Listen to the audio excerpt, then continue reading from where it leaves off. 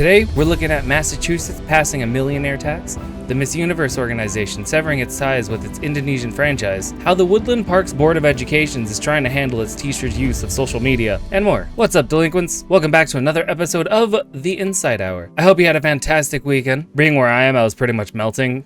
I mean, I only exist in this box and nowhere else. Anyways, if you're new here, I'm Digi, your host to all the things. So there's a bunch of stuff that happened over the weekend. Let's just jump right into it. Alice, pull up the file on the Massachusetts tax first. Massachusetts has passed a 4% tax on income above $1 million a year, with the revenue earmarked for public school meals. This new tax will fund free breakfast and lunch in public schools, making Massachusetts the 8th state to expand their free school lunch program since a pandemic-era federal program ended.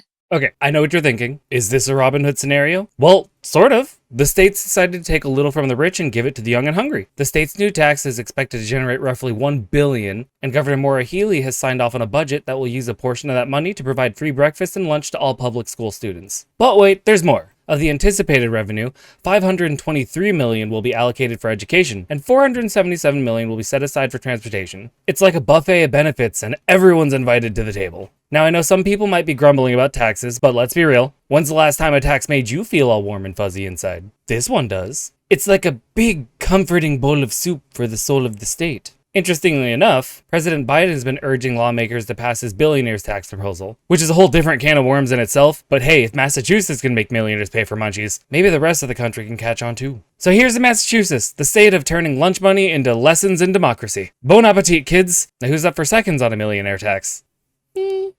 Alice, can you bring up the Miss Universe file next? The Miss Universe organization, MUO, has severed ties with its Indonesian franchise following allegations of sexual abuse by several contestants. The contestants were unexpectedly asked to strip for a body check, and some were photographed topless. MUO is also canceling this year's pageant in Malaysia, run by the same company, PT Capella Swastika Karya. They are reevaluating their policies to avoid similar occurrences in the future.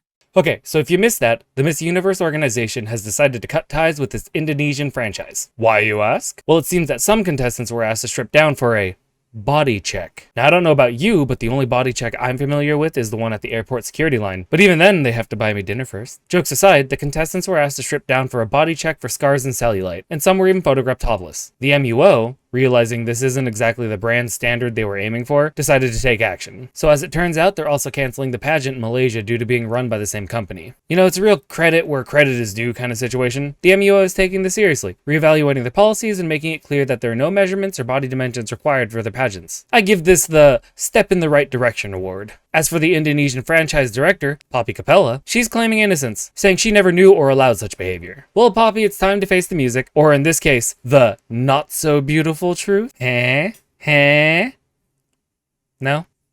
This is awkward. Alice, next story. The Woodland Parks School District and Board of Education in Colorado are facing a federal lawsuit filed by the Colorado Education Association. The lawsuit claims that the district's recently adopted policies have violated teachers' First Amendment rights to free speech. The policies restrict employees' communication with the public and media. And the lawsuit also alleges violations of the state's open meeting laws. The district's enrollment of employees in a non-union educators organization against their will is also cited as a violation of First Amendment rights. So it looks like the Woodland Parks School District has found itself in a bit of hot water. They've decided it would be best to put a muzzle on their teachers, telling them they can't speak to the media or post on social media about school matters without permission. Basically, they're trying to turn on the parental controls for other adults. Now, the Colorado Education Association, representing over 39,000 educators, is suing the district, saying they can't just silence our voices. They're fighting for the right to speak freely about working conditions, student learning conditions, and more. The school board, in their seemingly endless wisdom, decided to sneakily enroll its employees in a non-union educators organization. Unfortunate for them, some teachers happen to notice. You know, there are some real schoolyard bully vibes going on here. Oh, side note, the school board superintendent, Mr. Witt, is calling this whole thing a coordinated political attack, while the CEA, on the other hand, says it's about student education. Roughly 35% of the staff ended up leaving the district in the last year. You know,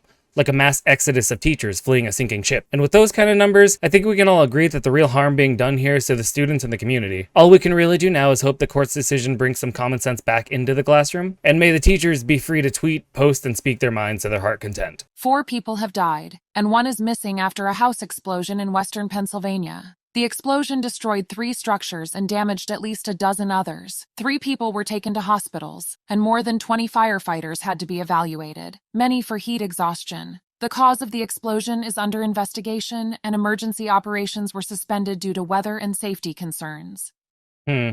Yeah, that about covers this one. I really don't think there's anything for me to say except I hope those affected can get the help they need. I know nothing can replace the loved ones and memories you've lost, but I hope the community is able to come together and help the victims get back on their feet. Anyways, Alice, what's the last thing on your radar today? Dr. Sudipta Mohanty, a 33-year-old internal medicine doctor, has been charged with committing indecent acts on a Hawaiian Airlines flight. The incident involved a 14-year-old girl, and Mohanty was arrested and released on condition. If convicted, he faces up to 90 days in prison, 1 year supervised release, and a $5,000 fine. So, Dr. Mahatni, a Boston-based doctor, decided to join the Mile High Club in just the worst possible way. On May 27th, he was caught in a rather, compromising position next to a 14-year-old girl. The younger passenger noticed Mahatni's leg bouncing, and then surprise! The blanket fell off, revealing his one-man show. To no one's shock, she quickly moved seats and Mahatni was arrested after landing. Now, I'm all for in-flight entertainment, but this is just taking it too far, don't you think? Acting U.S. Attorney Joshua Levy chimed in, saying that everyone has the right not to be exposed to lewd behavior when traveling, which is just the bar, no? Well, Mr. Levy, I couldn't agree more. And as for Dr. Mahatni, well, he might be facing a different kind of in-flight meal if he ends up behind bars. You know what I'm saying? So that about does it for our weekend update. As we get better at doing this over time, we'll start pushing out more full episodes, try to keep you updated more often. Until then, make sure you hit that subscribe button so you catch all our Insight-bytes shorts throughout the week. And check out our new series, Insight Dives, where we take a deeper look into our favorite cultural icons. Anyways, Internet, I love having you here, but it's time to go. So as always, stay weird, stay safe, and I'll see you next time.